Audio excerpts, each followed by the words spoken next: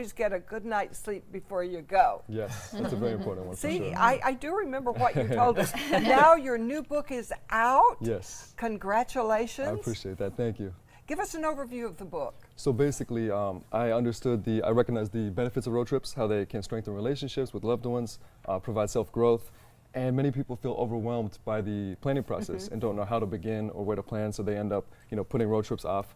And so the book is about simplifying the planning process in 3 parts. There's one personal story in each part, road trip commandments in the first part, which are rules and guidelines to follow to ensure that every trip is an epic one.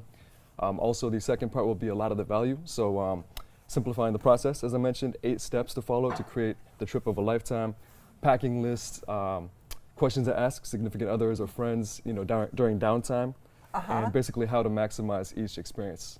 So a lot of resources for sure. Oh, this is so good to have. What inspired you to write the book?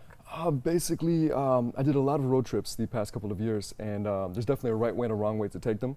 So the incorrect way of taking them would be being destination focused, where you just try to get to your destination as soon as possible, and then you miss the journey, and it's all about the journey. So living in the moment, experiencing everything around you, immersing yourself in local cultures, trying the local food.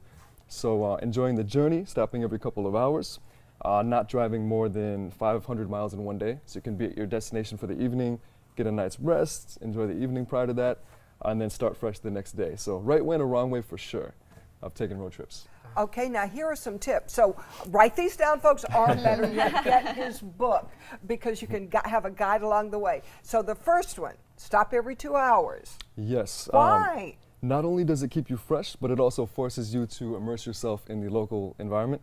So you can interact with locals, try local food, just really get the full experience. But also gets you time to stretch your legs, take a quick hike, increase circulation to prevent pulmonary embolisms that can occur on long flights, just keep you moving.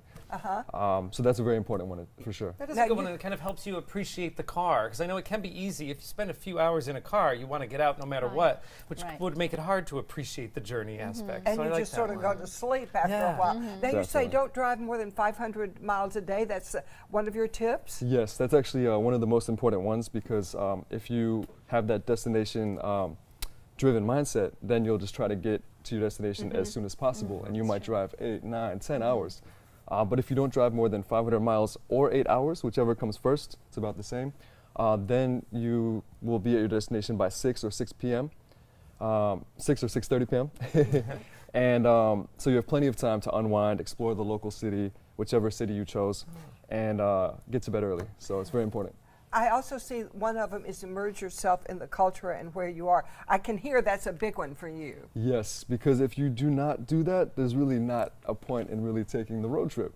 Then if you stick with the same music you always listen to and eating the same foods you always eat, then you might as well stay in your city. You know what I mean? Yeah, yeah. Yes. And let's take a look at the others now. One is never drive at night.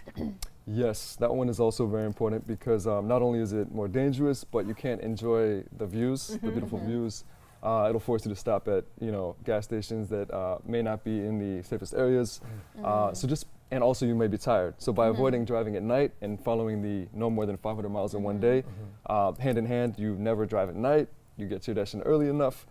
So all these little rules and guidelines just make sure that you have the trip of a lifetime every time. And it goes with your last point. Yes. Always plan. The planning is the reason you can do all these things. And Absolutely. simplify. Like, what do you mean by simplifying our route planning? So basically you take how long you have, and then you determine if you want it to be destination based, which just means if it's a trip based off of like a friend's wedding in Tennessee, you take that as your destination, break the trip up into 500-mile increments, and choose a major city in each part as a reference point.